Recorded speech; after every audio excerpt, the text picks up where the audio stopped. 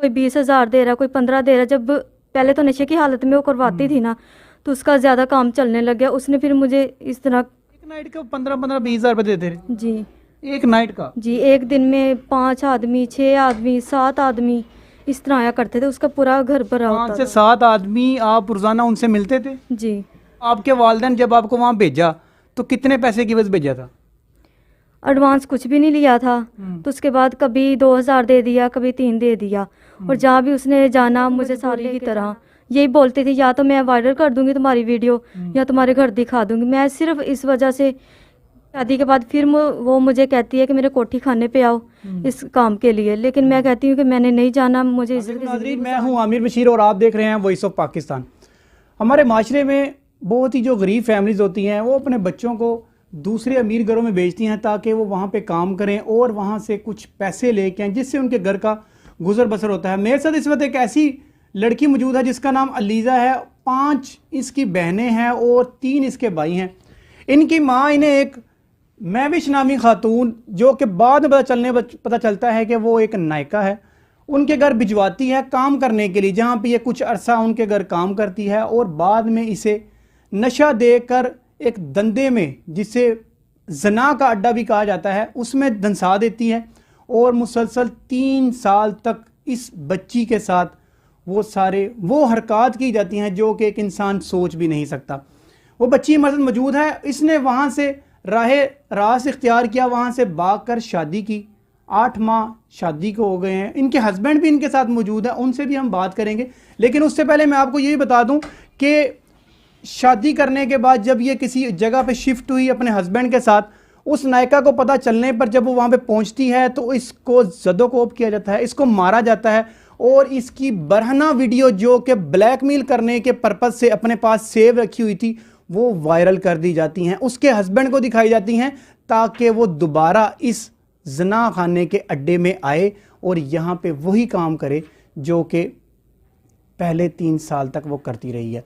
वो बच्ची हमारे साथ मौजूद है, उससे जानते हैं सारे हकायक और उन हकायक से हम पर्दा भी उठाएंगे कि क्या वजूहात बनी कि वो इस दलदल के अंदर दसी और क्यों उसके वालिदैन ने उसको वहाँ से निकालने की कोशिश नहीं की। अस्सलाम वालेकुम बेटा। वालेकुम सलाम। क्या नाम है आपका? ईशा।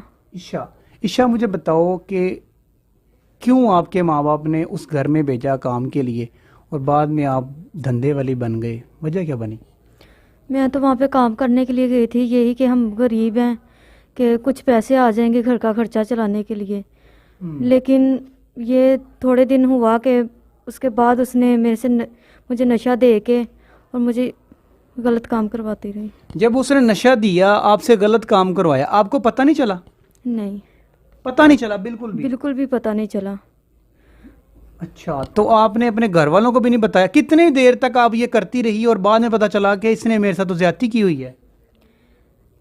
थोड़े दिन तक मैं करती ही रही, लेकिन मुझे नहीं था पता। लेकिन जब मैंने अपना यानी कि खुद को कवर किया, होश संभाली, तो कहती है कि तुमने एक काम करना है मेरा।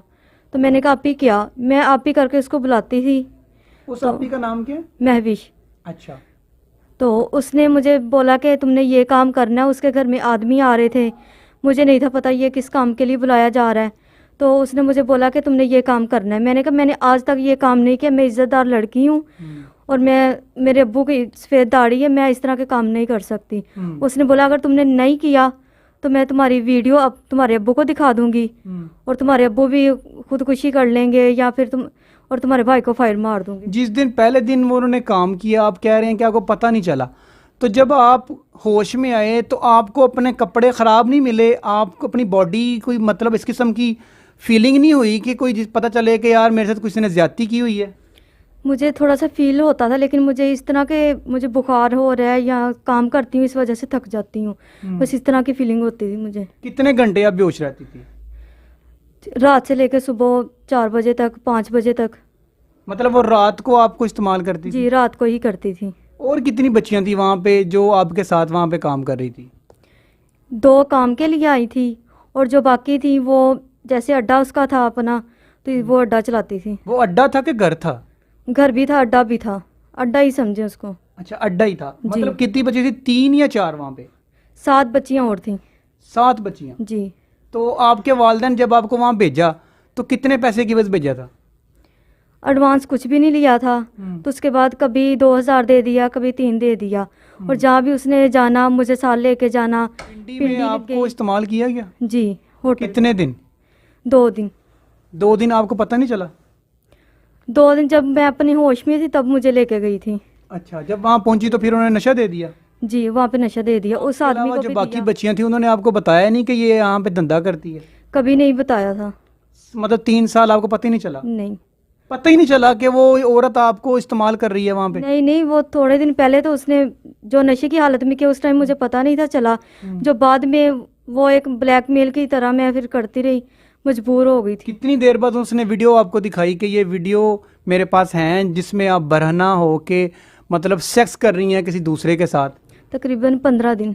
15 दिन बाद आपने घर वालों को नहीं बताया? नहीं, क्यों? क्योंकि मेरे अब्बू अम्मा मस्जिद हैं और एक भाई भी काम वगैरह नहीं करते थे, तो इस वजह से अब्बू की सफ़ेद दाढ़ी देखी, उनका घराना देखा इज्जतदार, तो इस वजह से चुप हो गई। जब उसने आपको वीडियो दिखाई तो आपने उससे बात नहीं की कि ये तुम मुझसे धंधा करवा रही हो, मैं तो यहाँ पे काम के लिए आई थी? मैंने बात की, मैंने कहा आप क्यों ऐसा कर रही हैं?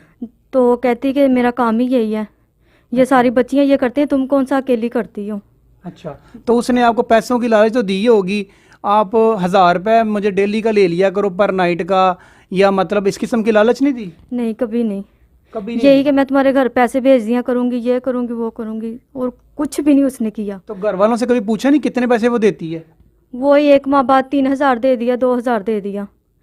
अच्छा, तो आपके जो घर वाले हैं आपकी बात पे यकीन क्यों नहीं थे करते? जब मैं वहाँ से निकली तो मैंने घर वालों को बताया, तो उन्होंने बोला कि वो ऐसी नहीं है। उनके सामने वो रो पड़ी कि ये आपकी बेटी झूठ बोल रही है। उसने कुरान पाक की कसम खा ली कि आपकी बेटी झूठ बोल रही है। आपको ये नहीं लगा कि अगर सच साबित करना है तो अपना मेडिकल करवा के उन्हें बताएं कि ये देखें मेरे साथ ज्यादती कर रहे हैं? नहीं, क्योंकि मैं अब्बू से, अब मेरे अब्बू बहुत सख्त मिजाज के हैं, इस वजह से मैं डरती थी। उस डर की वजह से आप 3 साल तक ये धंधा करती रही? जी। तो अभी आपका शादी हुई कितना अरसा हो गया? मेरा अभी 8 माह हुए हैं। 2 माह पहले मैंने उसका घर छोड़ा है भाग के, तो बहुत मुश्किल से मैंने जान छुड़वाई है वहाँ से। मैंने शादी की है, शादी मेरे घर वालों ने इज्जत से की है, रुखसत की है। उसके बाद मेरे घर वाले का काम इधर लग गया, शोहर का, तो मैं कालख्ती मोड़ पे आ गई। उसने मुझे घर में आके फिर मारा। आपके घर वालों ने जब आपको रुखसत किया उस दौरान उस नायिका ने ये नहीं कहा कि आपकी शादी हो रही है तो मेरा धंधा ख़राब हो जाएगा? तो घर वालों को उन्होंने इंसिस्ट नहीं किया कि इस लड़की को वापस भेजें धंधे पे? उस टाइम उनको नहीं था पता, क्योंकि उन्होंने इमरजेंसी 1 हफ्ते में ही प्रोग्राम बनाया और शादी कर दी थी। जब आपको पता चला था कि 15 दिन बाद कि ये मुझसे धंधा करवाती है, उसके बाद आप फिर अपनी मर्जी से करते रहे, मतलब सारे मामला पिछले 3 साल तक? मर्जी नहीं, एक मजबूरी की तरह। यही बोलती थी या तो मैं वायरल कर दूंगी तुम्हारी वीडियो या तुम्हारे घर दिखा दूंगी। मैं सिर्फ इस वजह से कि मेरे घर ना दिखा दे, मेरे घर पता ना चल जाए, मेरे अब्बू मर जाएंगे, मेरे अब्बू या तो मुझे मार देंगे या खुद मर अभी तो वो वीडियो दिखा दी है ना घर वालों को? जी, अब उनको पता चल तो गया। अगर उनको पता चल गया तभी उन्होंने, वो मर गए कि जिंदा है?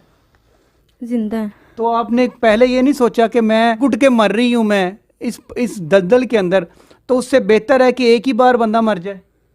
अब तो सोचा था, लेकिन शादी के बाद इन्होंने उसका साथ देना शुरू कर दिया। पहले भी देते थे, लेकिन अब तो जैसे ज़्यादा ही हो गया उनके साथ। लोग तो ये भी कह रहे हैं कि जी वो पैसे भिजवाते थे, पैसे कम भिजवा रहे हैं, इस किस्म की कोई बात है? आप कह रहे हैं 3,000 रुपये वो मेरे घर देती सिर्फ काम की मद में, तो आप वहाँ से भागे क्यों नहीं? मेरे घर वाले खुद भेजते थे। जब उनके सामने कुरान पाक की कसम खा ली तो मेरे अब्बू माँ मस्जिद है, कहते कुरान पाक से बढ़कर कुछ भी नहीं होता, तो तुमने वहीं पे रहना। फिर मुझे अपने साथ रखती थी, हर बार साथ रखती थी, जहाँ जाना जो करना। उसकी माँ मुझे धक्के दे दे के अंदर करती थी, मैं रोती थी, हाथ जोड़ती थी उनके सामने, लेकिन उन्होंने एक भी नहीं सुना। आपको ख्याल नहीं आया कि मैं यहाँ से भाग जाऊँ? घर वाले भी नहीं सुन रहे, ये भी नहीं सुन रही मेरी बात? उसके घर में कैमरे लगे हुए थे, ना कोई भाग सकता ना कोई आ सकता था बिला वजह ऐसे कोई। सारे घर में CCTV कैमरे लगे हुए हैं। तो वो जो वीडियो बनी है आपकी बरहना, वो मोबाइल से बनी है CCTV से बनी है? मोबाइल से ही बनी है। मोबाइल से बनी जी। हुई है। अब 3 साल तक इस धंधे में रही हैं, तो उसके बाद अभी जो लाइफ है किस तरह गुजारना चाहती हैं? अभी मैं इज्जत की ज़िंदगी गुजारना चाहती हूँ। शादी के बाद फिर वो मुझे कहती है कि मेरे कोठी खाने पे आओ इस काम के लिए, लेकिन मैं कहती हूँ कि मैंने नहीं जाना, मुझे इज्जत की ज़िंदगी गुजारनी है, मैं इस दलदल से निकलना चाहती हूँ। तो आपके खावंद को पता चल गया? जी, उनको पता चल गया। जब वो मेरे घर में आई जब हम आए थे इधर राज, तो वो मेरे घर में आई, उसको पता चला कि ये इधर आ गई है।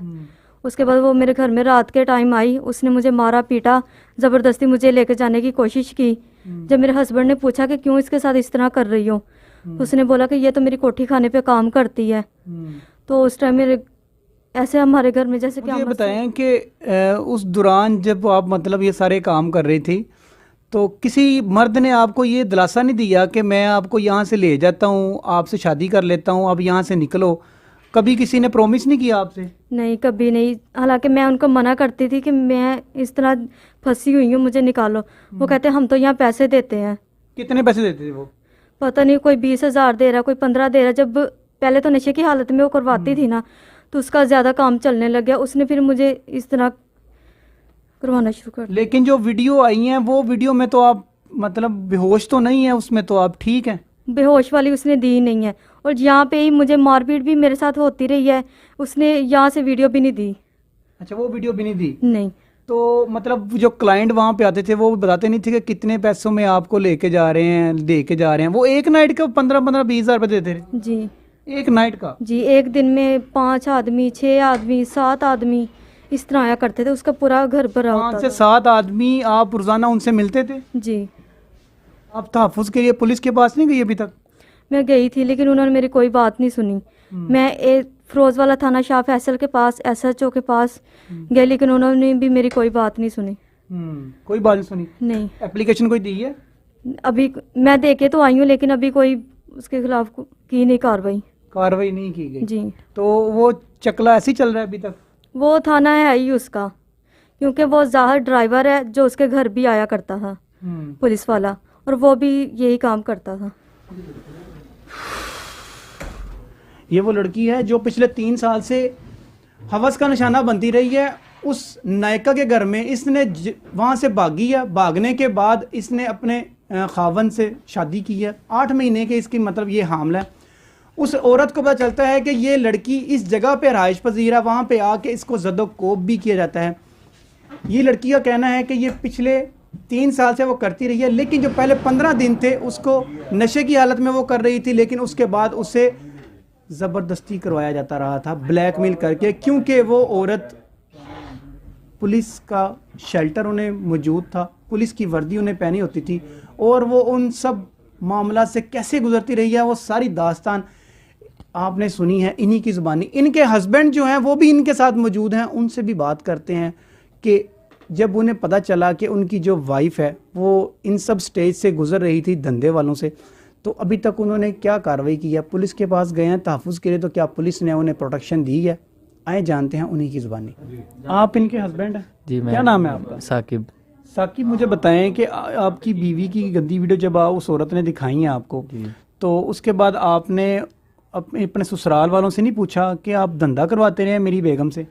जी मैंने पूछा, वो कह रहे नहीं ये झूठ बोलती है, महविश सच्ची है, क्योंकि वो महविश के साथ ही सब मिले हुए हैं। इसको गलत कह रहे हैं कि यही गलती खुद ही करती रही है ऐसे फलान। मैंने इससे पूछा है, इसने मुझे सच फिर मैंने कहा ठीक है, मैं तुम्हारी बात पर यकीन करता हूँ, क्योंकि मैं इसके साथ सारी ज़िंदगी गुजारना चाहता हूँ। इसलिए मैंने अपना फैसला किया कि मैं अपने पैर में खुद उसके खिलाफ कार्रवाई करूँ। ठीक, अब आप अपनी बेगम के साथ खड़े हैं उनके खिलाफ? उसके खिलाफ करूँ। कोई पुलिस के पास गए हो? पुलिस के पास गया हूँ, वो भी महविश के साथ रली हुई है सारी, फिरोज वाले पुलिस वाले जो भी है उसके साथ है, सारे महविश के साथ। आप मतलब IG साहब के पास भी गए थे? IG साहब के पास भी गया हूँ मैं, और IG साहब ने उधर भेजी मार की इधर DSP के पास फिरोज वाले। उसने हमें ना कोई बुलाया है ना कोई बात की है, रिजेक्ट कर दिया कि झूठे हैं, हमें झूठे साबित कर दिया उन्होंने, हमें सुना भी नहीं। ये पुलिस के पास भी गए हैं एप्लीकेशन देने के लिए, लेकिन पुलिस ने इनकी एप्लीकेशन फ्रंट डेस्क पे जमा ही नहीं की।